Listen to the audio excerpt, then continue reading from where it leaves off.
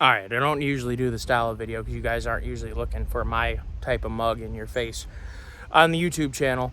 However, I'm taking a break. I finally just busted through right there. Finally busted through into the heart of my property now. So I wanted to make a 150-mile review of this girl. Now I haven't, I'll get back in the picture for a second, or in a second. This trip hasn't really been about, or the several trips, hasn't only been about trail riding. So it's not like there's a ton of miles. I realize you put 150 miles on in a day.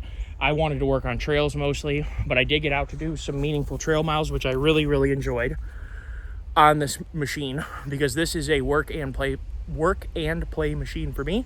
And now that we have some miles on it, I wanted to make some points out. I think one of the best things I've ever seen in a four-wheeler is this sunken cargo compartment. I use it 100% all the time. I think this is a really good idea. It keeps, I don't have to constantly put a strap on and off my stuff. Fuel can, oil can, saw, water bottle. I don't have to constantly put straps on just to move, 50 feet through the woods. That is an amazing feature. Big fan of that. This machine works extremely well in technical, tight situations. The 700, 650 is a extremely torquey, super easy to ride, tons of power, and that clutch really grabs super well at low speed, so it's very controllable. It's not going to get away from you if you're just barely clawing up a hill. It's not going to just, suddenly take off on you and either try and kick you or in general hurt you. What is that? Hopefully not a tick. Oh, it's a skeeter. Oh my goodness. The one thing that I have done is I lost a center cap over there during one of the, whoopsies. Can you even see? Wow. As you can tell, I'm still working on my camera abilities. Lost one of my plastic hub covers. Not a big deal. Part of using a machine. The power steering modes are fantastic. I have it on high right now, or the highest max, when I'm in four-wheel drive, navigating over downed things, sticks, general nastiness. This arm is tired from carrying around the saw, so I'm going to change hands here. Or maybe I won't, because honestly this works better. There's a huge difference between max and min. And I was riding, because I have been doing mostly trail work. I was riding to town to go grab some fuel, and I noticed that I was mostly, or that the whole way I was in max. And I noticed, I'm like, why does this feel so easy? And I'm just thinking through, I'm like, I'm riding fast, I'm not going slow, what the heck? And on trails, not on roads. I noticed I had it on max, and the steering still felt good in terms of good feel. It's just that my shoulders, or when you're carrying around a saw and cutting, hundreds of yards of fresh trail through stuff that looks like this. I mean, we're going either here or there next. I don't know which. We'll see how the ground lays out. You get tired. My arm's tired. And we did some axe throwing the other night at the local watering hole. My better half and my daughter can't throw an axe, but she threw the plastic ones, which was really cool. It was nice this morning to ride in on max, because it was amazing how little effort it took. And this is my first time having a power steering quad. And I turned my nose up at it for a long time. It definitely isn't something maybe I pay extra for, but if you have any shoulder injury, which I actually do have a separated shoulder that is now hopefully fully healed, but it's never going to be right again. Crashed my dirt bike years ago. Bad move. So definitely a big fan of that power steering. It's easy to control by clicking and holding the start button. Click and hold, and it'll cycle. Click and hold once, it'll go to back to min, back to or medium, and then back to max. So it's not like you toggle it, you click and hold it. I've been leaving engine braking at max, because honestly it's what I'm used to. Like I mentioned before, Polaris is where I come from, and they have a lot of engine braking on their machines. I've never had a machine that you could adjust engine braking. I think that's super duper awesome and cool. But I have it at max because it feels most like what I like. The modes are, I would say the difference between normal and performance is smaller, but the throttle response is there. There is a difference. If you're riding on bumpy trails The normal makes a huge difference, much smoother. You don't jerk around. And if you're just tired, maybe your thumb is getting a little tired or whatever, put it in normal. Take a lot of load off you. The performance mode feels awesome.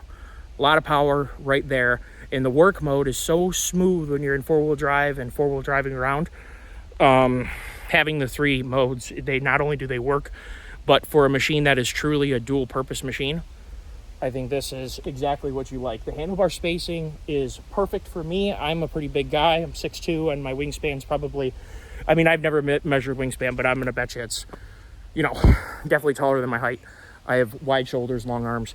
So it's perfect for me. Seating position is good for me too. So this is my first CanAm, and I do know Polaris's are much, see, I'm trying to do a good job here. We got it? Polaris's are much skinnier in the middle.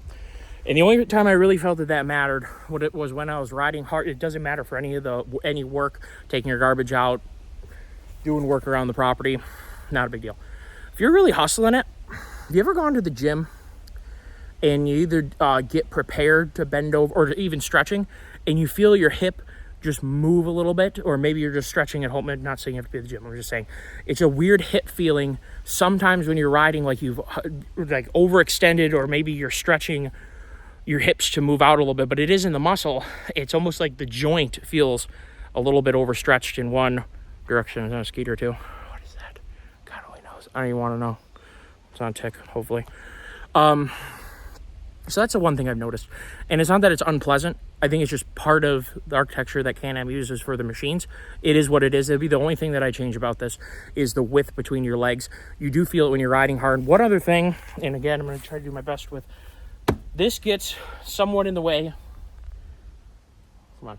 This gets somewhat in the way when you're riding hard. Your rump hits this when you're really hanging over the side. If you're really trying to hustle, you hit your rump on it, and then it kind of lets you know that it's there. And also getting off, if you're, you've been doing property work all day and you're tired.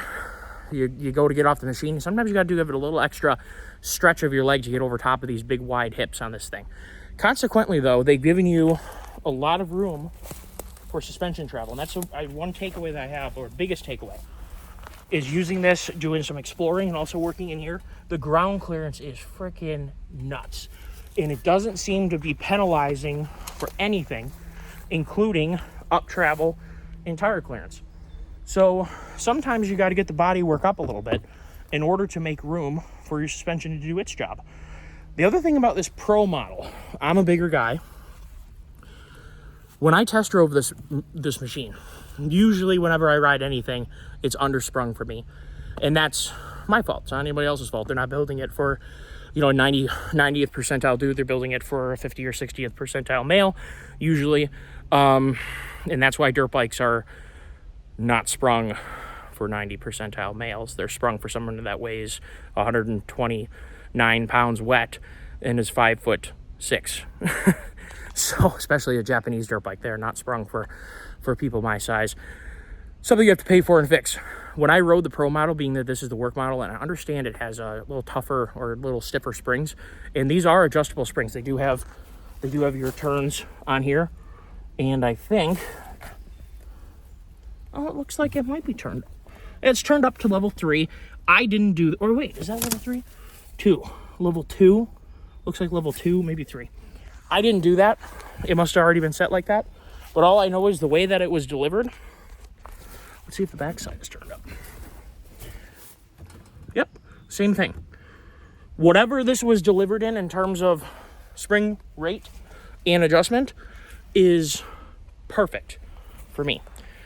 So you bigger guys, tall and big, where you carry it around some weight with you, and hopefully some strength too, it makes a big difference, and it's nice to not stack out a machine when you go over a bump.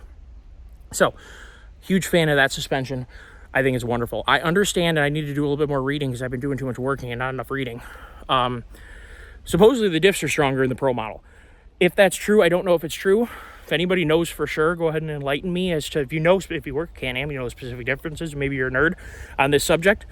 You want to enlighten us all, and I'll tag your comment as like a, primary comment. And I should really do a bit of looking too. I've just been using it and using chainsaws. I've put 20 tanks of fuel through the Echo in the last few days. It's just ludicrous. I've just been working really hard trying to get these trails done because I want to get them done preferably long before the middle of August so that the woods can settle down a little bit before October. What else did I want to talk about? These tires are amazing. I said that before, and after 150 miles, I'll say it again. Get out of here. The tires on this thing are awesome. This glove compartment's really nice. I do wish this, I was kind of hoping when I first saw it that it was a wireless phone charger. I think it's a missed opportunity. It can't be that expensive to put a wireless phone charger on that platform, and I really think that would be worth doing. But that's a nice little glove box. Glove boxes are good, especially in the fall. Put an extra set of gloves in there, an extra set of socks in case you get wet, and a beanie, winter hat, in case you get off the machine. I do that with my snowmobile. I keep a beanie, extra socks, extra gloves in the glove compartment thing. So if you get wet or if you get sweaty, you can get that stuff off and start over again with fresh stuff. So speed limiter, I haven't really used it. It's not a speed control. I was first hoping that it was a speed control.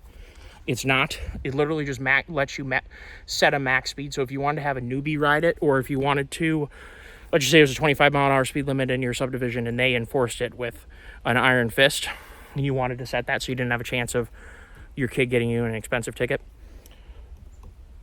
Works good for that. Practical application for the rest of us, no. I wish it was a speed control. I understand that it could be a safety issue because if you were off the machine, kind of comes down to four-wheelers. Maybe they should have tethers. We have speed control, an option to have speed control, and then an option to use a tether. And that way the tether, if you fall off, kills speed control. Well, kill the motor too, but being that there's no tether, this thing would keep on going if you fell off. So I guess that's a good reason, but I'm just trying to point out that speed control would be a nice feature. If you have a long stint on the side of a highway around in Michigan, non-M roads, you can use the side of the road at 25 miles an hour, staying off the road to traverse from trail to town or from trail to trail, whatever. It would be nice to set speed control at 25, and then that way you can rest your thumb. After about 100 miles, your thumb usually starts getting a little tired. You guys who ride know that. So, cool. I did see that there's some hand protectors that go onto here. Supposedly, maybe they go into the end of here. I do kind of like that. Protects your... There's nothing worse than getting smacked right across playing bloody knuckles in the woods with trees is not ideal. So, here's some older deer action there. I just noticed that. A little bit older. Actually, that one little bit might actually have just standing right next to it. That may be last year. So that's kind of cool. What else can we do? It looks like they have the threaded cert right here to put a rear view mirror should you want to. I've never used one because they'd probably rip it off. I just can't say enough about this thing. One of the major, questions someone might have is, well, if I'm going to spend $10K plus tax out the door, should I spend, $14.5 plus tax and get that $850? I'm going to tell you no. And I do have an 850, as some of you maybe have heard me say before. I don't think that it provides any added advantage that's actually usable for someone who isn't trying to be a Yahoo. I love this quad. I would buy another one in a New York second. I'd love to buy another one because then my dad could ride. We just have two identical quads. My old player is one of the reasons I got this. It's been around. It's been beat on by someone who's bigger. So I beat the tar out of it. And besides the suspension being really womped out, just replace bushings, there's a lot of it that just is womped out. And it deserves either some work or maybe just getting retired to doing deer chores or property work. And that's why I got this. I have to ride alone. I'm an only child. I don't have a lot of friends that do what I do or have time to do what I like to do. And my dad could take or leave going riding with me, unfortunately. I really wish that my dad's a lot older than I am. He's in his 70s. So he doesn't really have the same interests or whatever all the time. So I ride alone a lot. And my Polaris has done some no starts to me. It overheated a couple times. Turned out to be the fan not turning on. Relatively easy fix, except for when it leaves you out in the woods and you got to figure out a way to get it cooled off and limp it home, which is what I did. If you're going to go out 100 miles away from where you are, it's always a good idea to have something extremely reliable and that maybe has impeccable maintenance and also maybe doesn't have a history of being abused. And I wouldn't say lacking maintenance, but when you abuse something, honestly, how could you ever expect it to get beat on like you're racing it and then thousands of miles later You expect it to still work like it was brand new? I don't think so. So I wanted to get something that I could trust when I'm out here alone, riding alone, which isn't advisable, but I have to do it. It's what I do. Wanted to get this, so it worked out well for me. I don't think the 4K is worth it unless you want to impress your riding buddies. This thing has got so much power in the usable parts of its power band. It works so well slow. It works so well at mid speed. It doesn't really matter that it doesn't accelerate that fast from 50 to 55. That's really where 50 is about where it kind of, for my weight, it kind of starts slowing down a little bit on its acceleration. It accelerates pretty well from 40 to 50. 50 up, it's getting a little tired. Why do you need any more than that? This thing is awesome. So highly recommend this. 150 miles in, I've had no problems. The bumper is ordered that they didn't have if you didn't see the first video. Initial impressions. Will not be changing the tires, will not be changing anything at all because I absolutely love it the way it is. It's just a really nice machine. They did a nice job with this. If it is as reliable as it is useful and good on the trail and working, then it's the best I've ever owned, ridden, know of. If it's as reliable, that's the thing that I can't tell you yet. That's part of owning it, that's part of using it, it's part of maintaining it. You'll find out how reliable it is with time, and that's where I stand right now. This is by far the nicest thing I've ridden. It really reignited my love of quads. Quads will take you places that a lot of machines can't and won't, and they are just so much fun to ride. If you like being alone, side by side, you can have a buddy with you or a girlfriend, family member, daughter, kid, and you can keep people safe instead of setting them up on another four-wheeler, which they could hurt themselves on. So you have a little bit of control over their destiny if you're driving. But if you like to ride alone, or if you have the opportunity to ride alone, four-wheelers are so much fun, so capable, so useful, and they don't require the space, the weight constraints that a side-by-side does. And this has really reignited I started riding four-wheelers way before I was legally, as if we really need to have laws to tell parents when they should let their kids ride. I was riding a 200cc Honda 4Trax, 1986 Honda 4Trax. What a great bike. I was riding that as soon as I would literally bend over and put it in second gear so I could take off in second because I couldn't reach the pegs or the shifter. And I'd take off in second, then I just ride in second. And sometimes I'd bend over and pull it up into third. I distinctly remember doing that when I was a kid, bending over at speed and pulling up on the lever. Or shimmying myself off to the side of the bike, like riding on one peg and lifting up with my foot or pushing down to down. That was the next step. First step was leaving it in first. Second step was manually shifting it. And then third step was kind of getting off the side of the bike, putting my foot on the peg and shifting it like that. Those are great memories. Maybe I'll find some pictures to put in. Hopefully my Honda will be back up and running here soon. Carb is rebuilt, finishing some last stuff. And the Honda might be back to make a video on it because it is something that means a lot to me. I grew up riding that, and that ignited, for sure, my love of four-wheelers.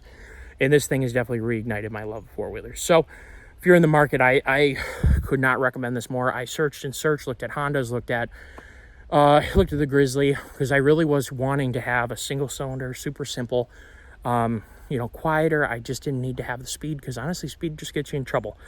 And I know your parents are telling you that. And maybe that's why you're watching. If you're watching this review because your parents said you can't have the V-twin, like and comment. Believe me, I was that kid who was a Yahoo. My parents wanted me to have things that were slower. This thing will take you where you want to go, do the work you need to do on your property, have a lot of fun, bring you into the world, the next step up from like a learner four-wheeler, or maybe just a lower power, like a Honda 300 or something like that.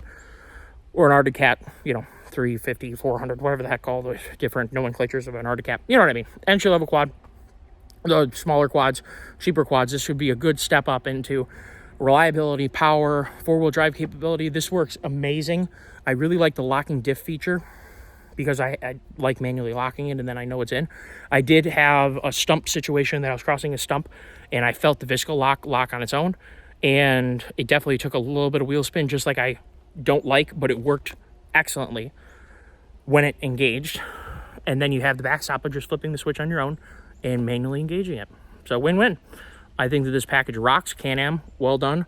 You have listened to the buyer. You've given them something that hopefully is as reliable as it is good, and that's kind of the point of having maybe a little bit lower output, a simpler engine. It is a dual overhead cam 4-valve engine. It's a pretty awesome Pretty awesome engine in a 650.